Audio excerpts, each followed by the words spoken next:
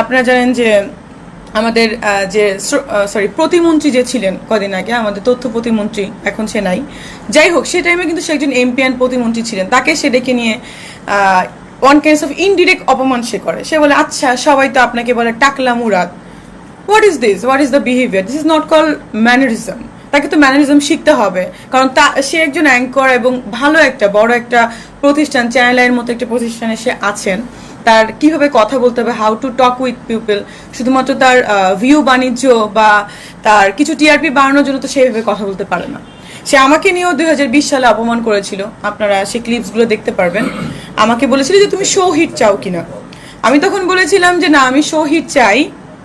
কিন্তু যখন সে অন স্ক্রিনে দিয়েছিল, কিছু কিছু এমন এমন কথা সে বলেছিল যেটা খুবই মনে করেন অপমানজনক। সে আমাকে বলেছিল তখন যে আপনি ডাক্তার হয়েছেন, এটা সার্টিফিকেট কই। আশ্চর্য ব্যাপার, বিএমডিসি থেকে আমাকে সার্টিফিকেট দিয়েছে।